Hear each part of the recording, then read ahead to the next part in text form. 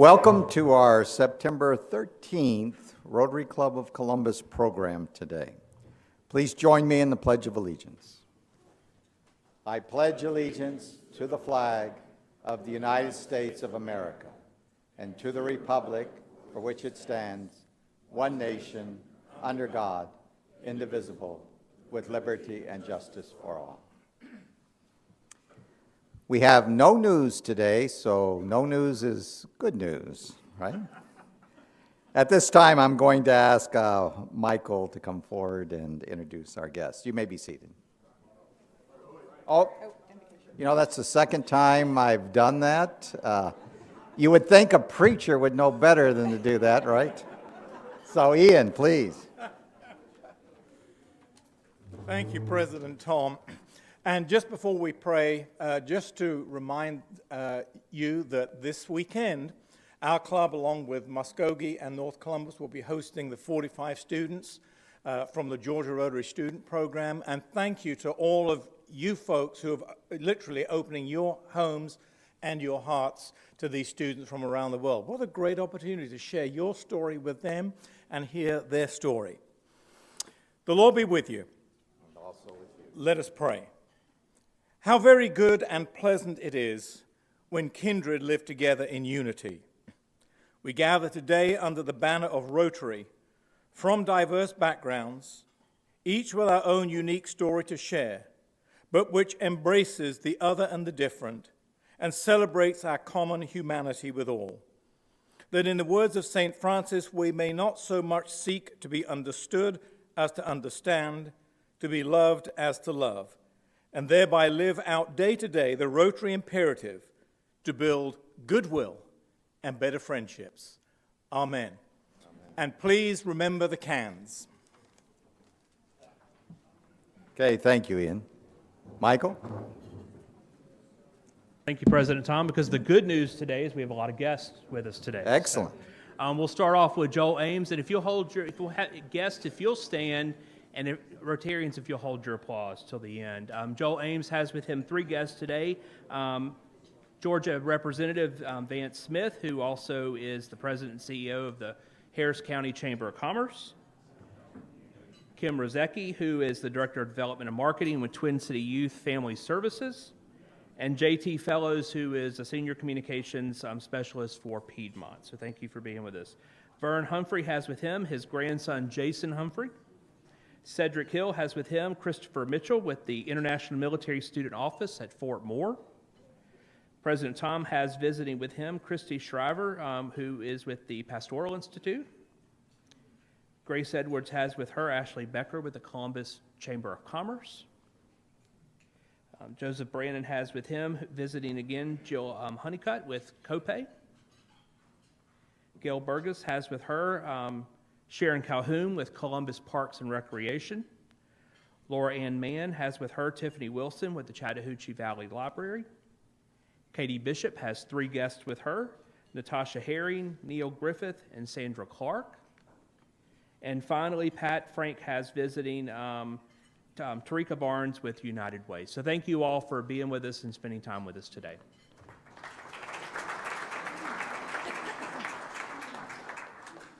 Fredo, I'd ask that you would introduce our Ralph Puckett Junior Soldier of the Week, Sergeant First Class Albert Lombardi. Thank you, President Tom. Good morning, Rotarians. It's my honor to introduce to you our Ralph Puckett Soldier of the Week, First Sergeant Albert Lombardi. And yes, he is somehow related to Vince Lombardi. All right, so First Sergeant Lombardi has been in the Army for over 25 years. He plans on staying in the Army for another 3 years. He started back in March of 1998, and so he's had a long career. He served in every leadership position the infantry has, from rifleman to team leader to squad leader, platoon sergeant, and first sergeant. His previous assignments include assignments at the 82nd Airborne Division, 507th Parachute Infantry Regiment, the 173rd Airborne Brigade Combat Team out of Vicenza, Italy, 2nd Infantry Division in Fort Lewis, 25th Infantry Division, Joint Base Elmendorf in Richardson, Alaska. And here in Fort Benning also the 46th, 197th, 198th, 199th Infantry Regiments. And he's currently the Operations NCO at the United States Army Infantry School.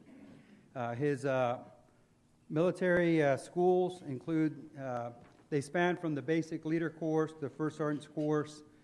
He's also been through pretty rigorous school, the infantry mortar leaders course, the basic and advanced military mountaineering course, and jetmaster, of course, as well. And he's currently finishing up his associate's degree in general studies, and he'll be moving on to a bachelor's degree in leadership and management. His awards include the Meritorious Service Medal, Meritorious Unit Citation, Afghanistan Campaign Medal with 1 campaign star, the Iraqi Campaign Medal with 2 campaign stars. He's also an expert infantryman, holds an expert infantry men's badge, a combat infantry badge. He's got his Ranger tab and his master parachutist wings with a combat bronze star. And he received that for a combat jump in Erbil, Iraq during the initial Iraq invasion. He's married to his wife, Jessica, of 13 years. He's got a 15-year-old Chase in high school, a 13-year-old daughter, Madison, in junior high school, and a 4-year-old son, Hunter. His favorite things to do in his spare time when he's not working, he does a lot of work, is spend time with his family. So, as the recipient of the Ralph Puckett Soldier of the Week Award, first we'll hand you your certificate. And also you get a passport to the arts, and this is for you and your wife to enjoy. And you get an autographed book by Colonel Ralph Puckett, Words for Warriors as well. Thank you. Okay. And would you like to say any words? Thank you. It's been an honor, pleasure to be able to come here to be amongst the people of Columbus. And I do appreciate everything about this. Thank you.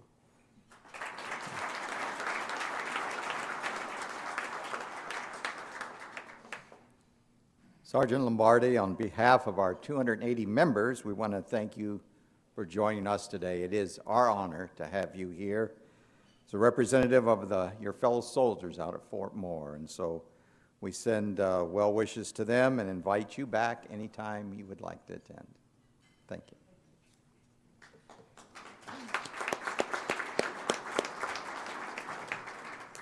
At this time, Travis Chambers and myself will now introduce our newest members.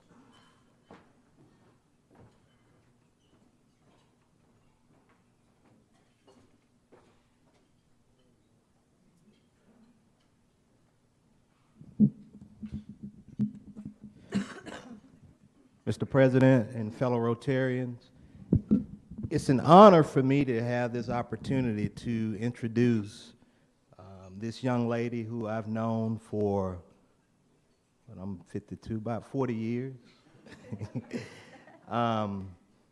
She's our at-large school board member, Kia Chambers. This is her 3rd term.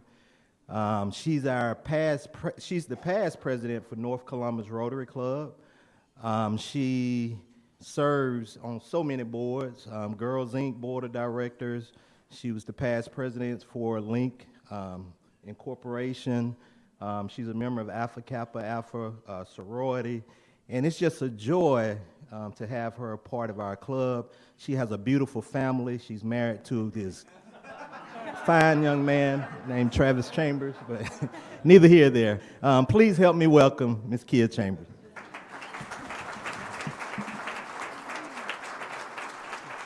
Thank you so much, Travis, for that warm introduction. As Travis said, I am Kia Chambers. I am no stranger to Rotary. In fact, I've been a Rotarian for about a decade now. But I am so happy to be joining this club and to continue to serve and to put service above self. I'm no stranger to Rotary, but I'm also no stranger to public service. So I am here to serve. So thank you so much for having me.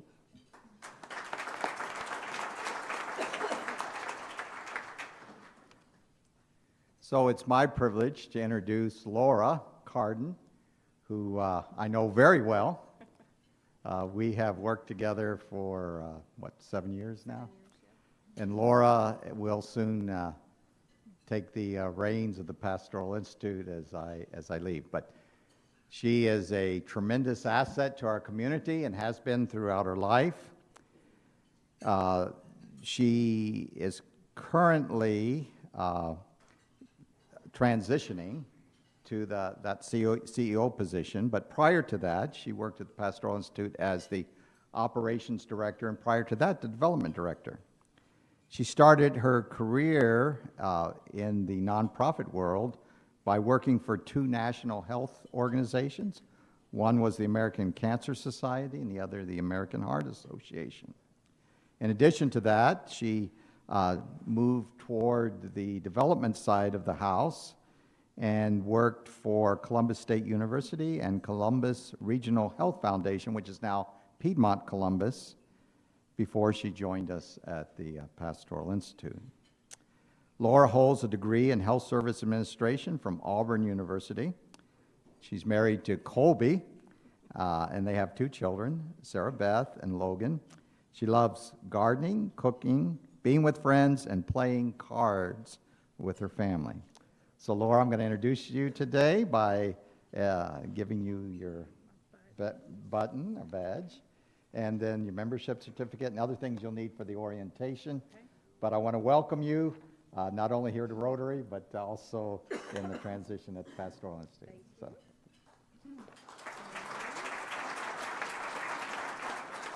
Thank you so much. I'm very excited to be here to get to know everybody in the room better. I know a lot of the faces here, but just to serve and to do good in the community. I think the only person that's more excited than I am is my husband Colby, because he wants to come as my guest. So he has already asked for that, and I told him let me at least get in first, and then I'll figure it out. So thank you so much. I look forward to meeting you all.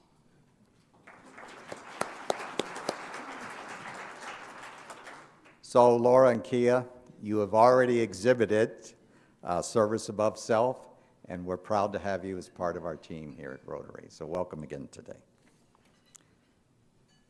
Couple of announcements. First of all, there is no update on Rotary football because some people are in mourning after this weekend. Okay. There will be a breakfast mix on Friday from 8 to 9. That will be a Zoom mixer, and Mike Dempsey will be sharing with us from out at Fort Moore. Please join us for that. Also, if you haven't gotten your picture taken, Leanne will gladly do that after the meeting today. And that directory, we're in the final stages of putting that out, so please get your pictures made. I want to remind you that on October 11th, that our district governor will be here among us, and we have a program which we'll be talking more about next week, and we're going to ask for club participation, which will require some of you to put on your basketball shoes. So again, more to follow. And we have a great program today, and I'm going to ask Amy Bryan to come forward and tell us about One Small Step. Thank you, President Tom. It's an exciting day in the Chattahoochee Valley. I have the privilege of introducing our speaker, who is actually here to share some information that is literally hot off the press. We just left a press conference about an hour and a half ago, and Dave Isay is the founder and the president of StoryCorps, which is in New York. He's a New York Times bestselling author, the recipient of numerous Peabody Awards, and a MacArthur Genius Fellow. His life work taps into the heart and soul of the human experience. In 2003, Dave founded StoryCorps, an independent nonprofit organization based in Brooklyn that has brought more than 700,000 Americans together, two at a time, to record intimate conversations about their lives, create human connection, pass wisdom from one generation to the next, and leave a legacy for the future. Each conversation is preserved at the American Folklife Center at the Library of Congress. StoryCorps is the largest single collection of human voices ever gathered, and millions listen to StoryCorps' weekly broadcast on NPR's Morning Edition. In 2015, Dave was recognized with a $1 million TED Prize awarded annually to one exceptional individual with creative, bold vision that sparks global change. Dave is currently heading up StoryCorps' work to decrease toxic political polarization in the U.S. through his latest effort, One Small Step, which is why Dave is here today to share some incredible news for the Chattahoochee Valley. Thank you, Dave.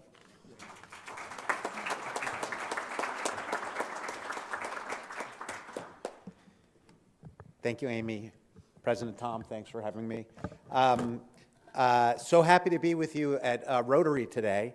I'm going to tell you about StoryCorps. I'm going to tell you about One Small Step, which we're launching in Columbus today. I'm going to play stories, going to answer questions, all in the span of 25 minutes. So hold on to your, nobody has hats anymore. Hold on to your hats if you have them. StoryCorps, as Amy said, is, well, how many people here have actually heard of StoryCorps? Okay, so, oh wow, that's not bad. StoryCorps is, and I also hope that after you hear what we're doing and we watch the stories together and we talk about One Small Step, that that in many ways, StoryCorps is the epitome of the four-way test, I hope. And the epitome of service and love and bringing communities together and seeing the best in others, which is what Rotary is all about.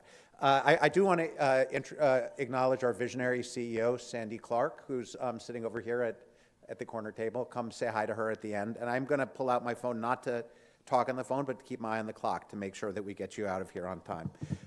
So StoryCorps is a very simple idea. It is a nonprofit launched 20 years ago. We put a booth. I had been making radio documentaries for decades before starting StoryCorps and was always interested in the public service value of audio as opposed to kind of the entertainment value, for better or worse, and had this kind of crazy idea to take the public service value of radio, of audio, up a notch. So we built a booth in Grand Central Terminal, where we started, where you can bring anyone who you want to honor by listening to their story. Your grandma, a friend, a kid, your dad. You come to the booth, you're met by a facilitator who works for StoryCorps, who brings you inside the booth. You're in the middle of Grand Central, which is like the People's Cathedral, millions of people running around. The door shuts, you're in complete silence. Sacred space, the lights are low, in a box. And you sit across from your grandmother for 40 minutes, 2 microphones, nothing else, facilitator in the corner. And for 40 minutes, you ask questions and you listen. And after, making radio for all those years, I knew that the microphone gives you the license to say things, to ask things you may never have asked before. So from the very beginning of StoryCorps, people thought of this as, if I had 40 minutes left to live, what would I say? What would I ask of this person who means so much to me? Everybody cries, very intense sessions in the booth. At the end of 40 minutes, you get a copy, and another one stays with us, so that your great stays with us and goes to the Library of Congress, as Amy said, so your great grandkids can get to know your grandmother through her voice and story. And essentially because of the nature of what happens in the booth, where you're saying the important things to the people who are most important to you in your life, we're basically collecting the wisdom of humanity. Started out kind of slow. Nobody knew what we were doing. What is this box in the middle of Grand Central Terminal? And then it got incredibly popular. We launched Airstream trailers that travel across the country. And as Amy said, about 700,000 Americans have participated in StoryCorps, talking to each other, listening to each other, reminding our parents, our grandparents, by listening to them, that they matter and they won't be forgotten, which is all any of us really wants to know. I'm gonna play you a StoryCorps. We're gonna start by this is signature StoryCorps, loved ones who talk to each other. And I'm gonna play a StoryCorps story just to give you a flavor of what we do. We make 3-minute excerpts of a very few number of these interviews. You know, the real purpose of these interviews is for families to have a chance to have these conversations, for people to know, this is all everyday people, no famous people, for people to know that our stories are important, that they're important enough to be part of American history, that they belong in the Library of Congress. So, and that's the purpose for the generations to come, to have your loved one's story, but we do excerpt some and play them to millions, sometimes hundreds of millions of people. This is a story that was recorded in one of our Airstream trailers. I know we were at the Chattahoochee Library not too long ago. This one is from Mississippi, from Jackson, Mississippi, and it is a fourth grader named Aiden Sykes with his dad, Albert Sykes. So imagine the two of them in the booth. And Ryan, if you'll go to the next slide, we can listen to what happened when they talked to each other. Do you remember what was going through your head when you first saw me? I remember when the doctor pulled you out, the first thing I thought was that he was being too rough with you. And he actually held you like a little Sprite bottle, and he was like, "Here's your baby." That was the most proud moment of my life. Don't tell your brothers, because it's three of y'all. But it was like looking at a blank canvas and just imagining what you want the painting to look like at the end, but also knowing you can't control the paint strokes. You know, the fear was just, I got to bring up a black boy in Mississippi, which is a tough place to bring up kids, period. But there are statistics that say black boys born after the year 2002 have a 1 in 3 chance of going to prison. And all three of my sons were born after the year 2002. So, Dad, why do you take me to protest so much? I think I take you for a bunch of reasons. One is that I want you to see what it looks like when people come together, but also that you understand that it's not just about people that are familiar to you, but it's about everybody. Did you know the work that Martin Luther King was doing was for everybody and it wasn't just for black people? Yes, I understand that. Yeah, so that's how you got to think. If you decide that you want to be a cab driver, then you got to be the most impactful cab driver that you can possibly be. Are you proud of me? Of course. You my man. I just love everything about you, period. The thing I love about you never give up on me. That's one of the things I will always remember about my dad. You said it like I'm on the way out of here, or like I'm already gone. So, Dad, what are your dreams for me? My dream is for you to live out your dreams. It's an old proverb that talks about when children are born, children come out with their fists closed because that's where they keep all their gifts. And as you grow, your hands learn to unfold because you're learning to release your gifts to the world. And so for the rest of your life, I want to see you live with your hands unfolded.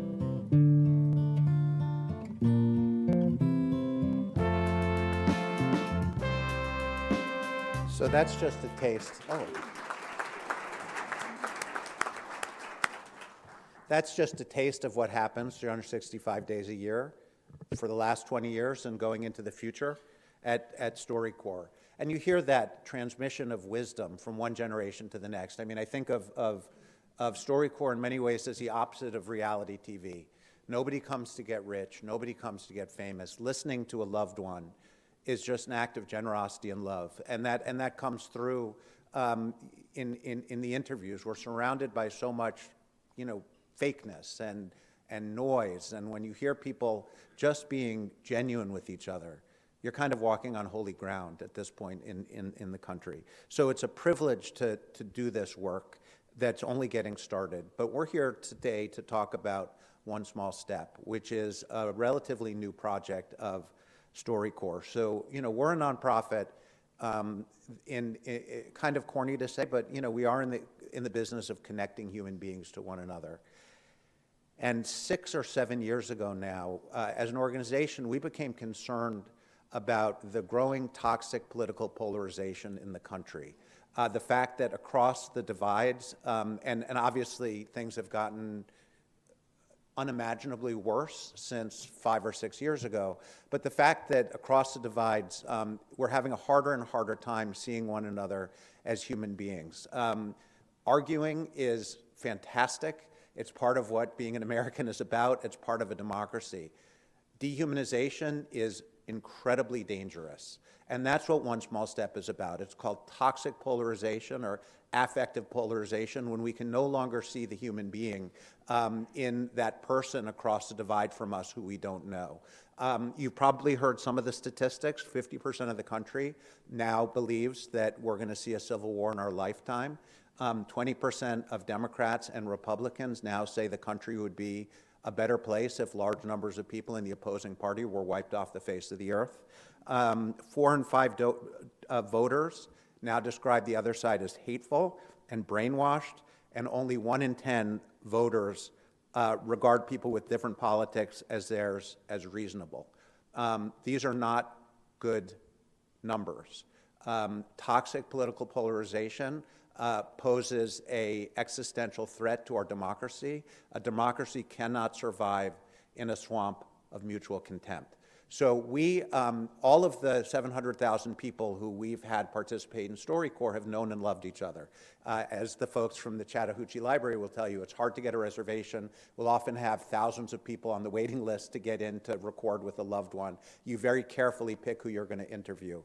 We started experimenting with putting strangers together 6 years ago across the political divide, not to talk about politics, but just to get to know each other as human beings under the truth, the premise that it's hard to hate up close. Our Hippocratic Oath is to do no harm to people who come to the booth. So we literally tested this for years with experts from around the world, watching to make sure that we were doing no harm to people and this was working. And we came up with a very powerful methodology. Before I talk about that, I'm going to play a story that just speaks to the spirit of One Small Step. This is not a One Small Step conversation per se. This is Joseph Weidnecht, who you'll see in a second, is a laid-off sheet metal worker in Austin, Texas, and he showed up at an anti-Trump protest where a woman named Amina Amdeen, who was a student at UT, was marching. And they came to StoryCorps to remember the moment that brought them together at that anti-Trump rally. Now remember, this is not One Small Step because they have met once before, but again, the spirit of what we're trying to do with One Small Step is really epitomized in what happens in this conversation. So Ryan, if we can watch the next video.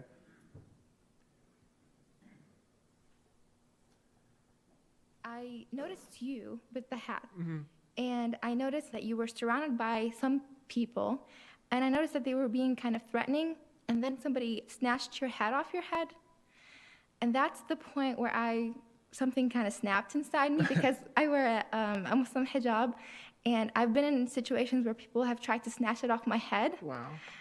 And I rushed towards you, and I just started screaming, "Leave him alone, give me that back." I don't think we could be any further apart as people, and yet it was just kind of like this common, that's not okay moment. You are genuinely the only Muslim person I know. It's not that I've actively avoided, it's just, I've just never been in the position where I can interact for an extended period of time.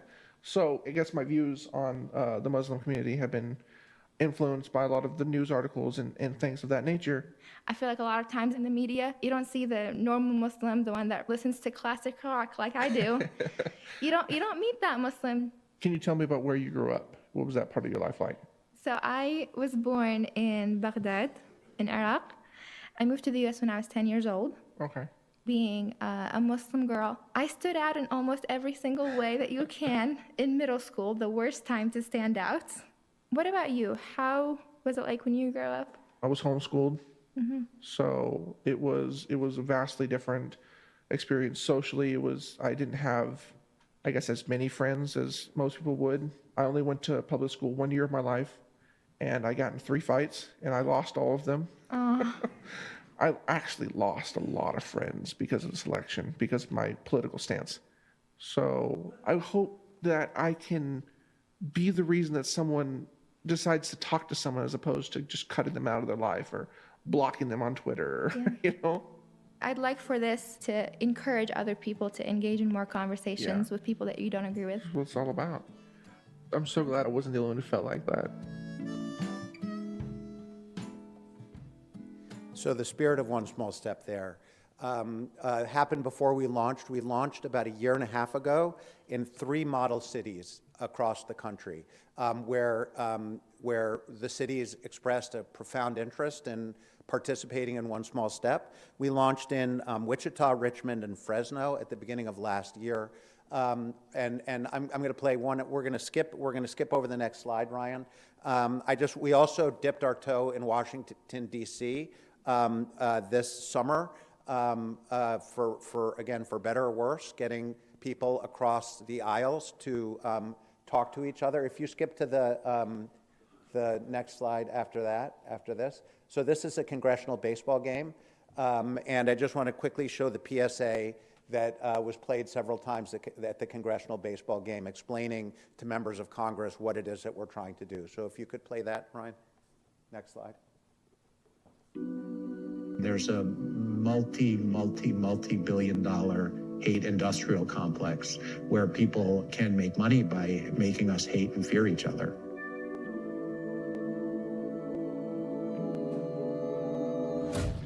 Dave Isay has created a program called One Small Step to get Americans from across the political spectrum to stop demonizing one another and start communicating face-to-face, one conversation at a time.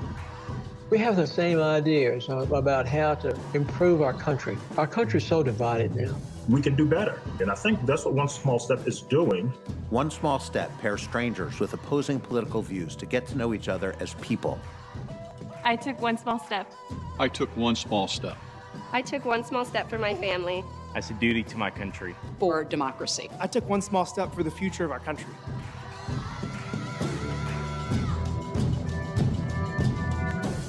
Very different for us to work with politicians, as One Small Step is about everyday people.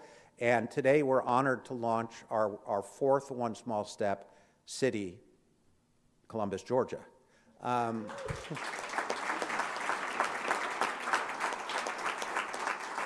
We're honored and we're thrilled because the reception that we've gotten in Columbus, just talking about this, and again, people are hearing about this for the first time today. We've kept it under wraps. Why Columbus? First of all, Columbus was the most successful city in the country with the On the Table program, which you may remember from 2017 to 2019, where thousands of people got together to talk to one another. When we began broaching the idea of One Small Step as a model city with the community itself, we heard a resounding yes. We heard from people in Columbus that they want to show the rest of the country that it is possible to see one another as human beings across the political divides. They wanted to demonstrate for the country what it means to have the courage to listen.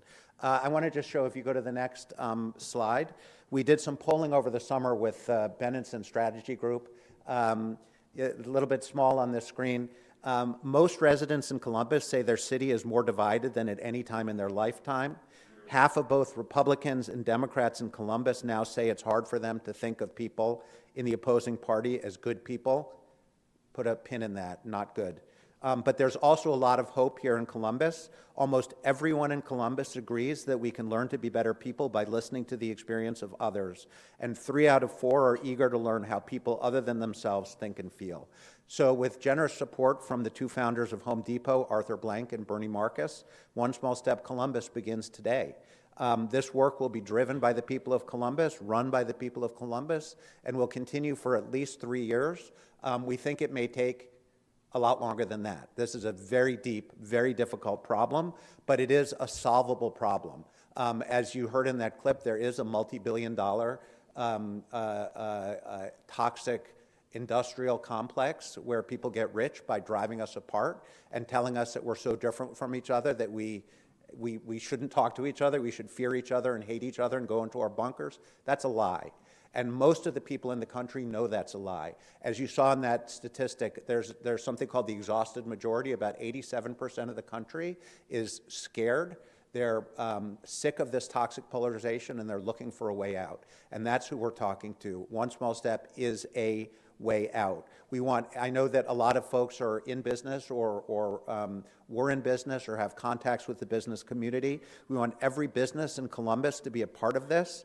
Hopefully give your employees a chance to participate and spread the word to customers. We want to let Columbus and the country know that your business is part of the solution to this existential threat to our democracy.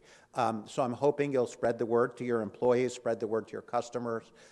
Neil is the manager for Georgia and would love to talk to you about that. With your help, we hope that at some point in the not-too-distant future, Columbia is seen as a capital of human connection or the capital of human connection in the United States, demonstrating to the country that it is possible, even kind of wonderful, to see the human being across the political divides from us. And that can even happen in Georgia, of all places.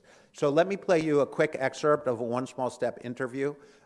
These are not like the Albert Sykes story we saw before. They're not the kind of heart-tugging StoryCorps stories. It's an opportunity to eavesdrop on two people across the political divides getting to know each other as human beings. Two pieces to One Small Step. One is the interviews, and we want everybody in Columbus who wants to participate to have the opportunity to participate, and surrounding counties. And then an air game where we're going to flood the community with messaging about the importance of seeing one another as human beings so that we change the social norms. And this is changeable, where it becomes normal for us to talk to people across the political divides. And we're gonna be doing interviews, editing them, and sharing them. This is one that we recorded a couple of weeks ago on a test run in Columbus. You probably know both of the people in this interview. I think one of them is here, and we'll have a couple of minutes after this is done to answer a question or two. So let's watch a One Small Step test interview recorded 2 weeks ago in Columbus.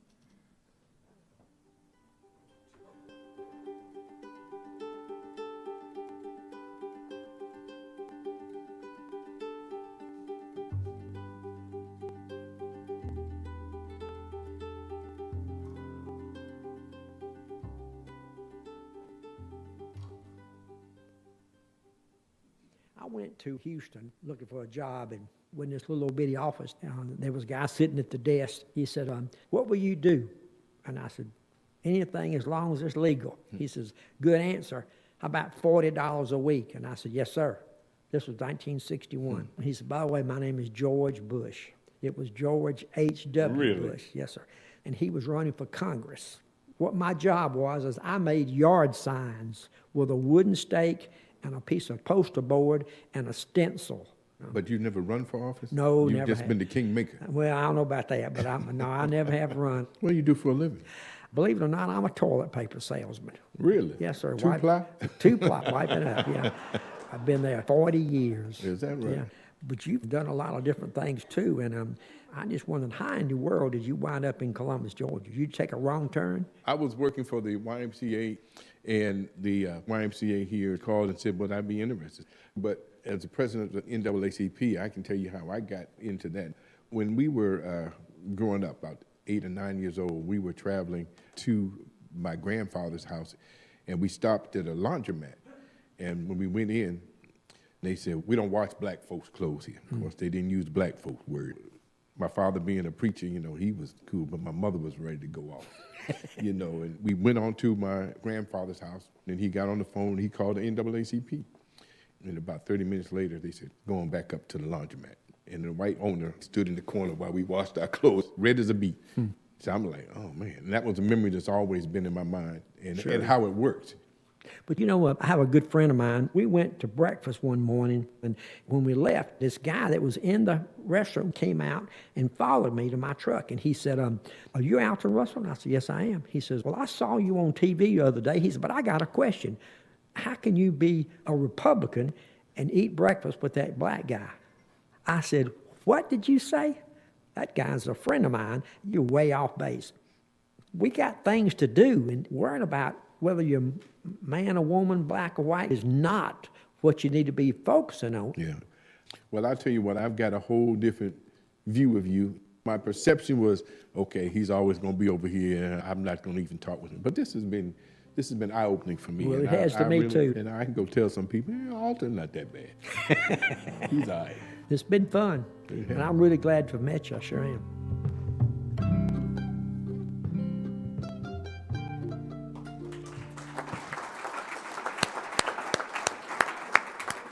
We saw Wayne this morning. Alton, are you here? Is he here? No, okay, all right. I mean, think of that. The two of them had never spoken to each other before. And they're friends now. What an incredible loss. And think about making those connections, tens, hundreds, thousands upon thousands upon thousands upon thousands of times in Columbus. And that's what we're going to be doing in the coming years. Again, this is difficult and it's scary, but it's possible. And together we're going to make this work in Columbus. And I'm just so thrilled and honored to be here to help start this effort. It said at the end of the card on that story that we believe that it's our dream is to convince the country that it's our patriotic duty to see the humanity in those with whom we disagree. And we are thrilled that this work of healing the country is going to be seeded by the great people and businesses of Columbus, Georgia. So I have time for one or two questions, if you have any questions. There are a lot of stories that I would have played that I don't have time to play. But are there any questions? I mean, this was a lot of information. Yes. So how do you get involved? Okay. As of today, there's a website, takeonesmallstep.org/Columbus. So we want you to sign up. We want you to spread the word. Again, we're just getting started. No one has heard about this. We want everyone to hear. If you're a business, come to us. I didn't get to play this card earlier, but they're like Spirit Aerosystems, the largest employer in Wichita, has all of their employees recording One Small Step interviews with each other. Maybe as an addendum to this, to the session today, we can send around that and maybe another story that I didn't get a chance to play. But get your business involved. If you're a coffee shop, we want messages all over the coffee shops. This is about social norming, again and again, saying to people like, this is not natural, what's happening in the country today. This is not okay. What is normal is us seeing each other as human beings. And if we say that message enough, if we repeat it over and over and over again, the truth, the simple truth that we are human beings no matter what our politics are, the simple truth that there are two ways this country can go. And one way, our parents, our grandparents, our great-grandparents bled for us. They worked so hard to give us this country we have. What are we going to leave for our kids? Are we going to leave a broken country that falls apart because we hate each other? Again, media and social media are driving us apart in an extremely dangerous way, and this can be overcome. So we just have to message people as much as possible. So we need all of your help to spread the word. Go to Neil. Can I give your email address? Do you want to give your email address? Come on up to the microphone. This is like everybody. We're supposed to use microphones. I'm sorry. I didn't. Is this repeat one the working? question. Yeah. Hello, everybody. I'm Neil Griffith, and I am the field manager for One Small Step. Thank you for having us here, and we are grateful to be a part of now the Columbus community. My email is ngriffith@StoryCorps.org. StoryCorps.org. Thank you. Thanks, Neil.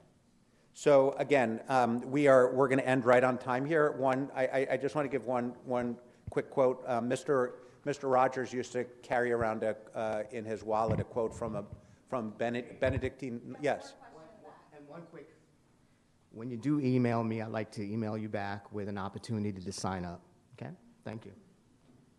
Mr. Rogers used to carry around a quote in his wallet. It's impossible not to love someone whose story you've heard. Again, we're thrilled to be at Rotary. Thank you. We hope you'll join arms with One Small Step. We're in a moment of great uncertainty for this country. The only thing we know for sure is that if the culture of contempt wins, we all lose, and this is a fight we cannot lose. So thank you very much. Thank you. Thank you, President.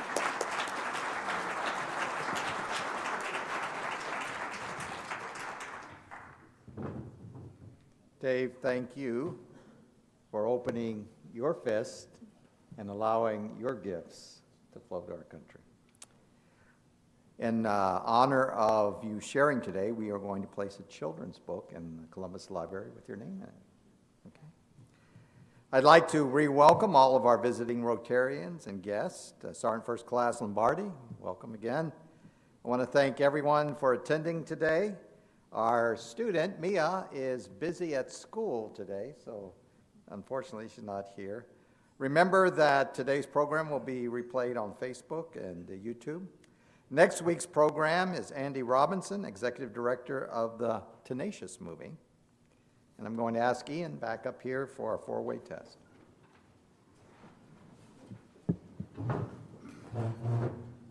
Of the things we think, say, or do. First, is it the truth? Second, is it fair to all concerned?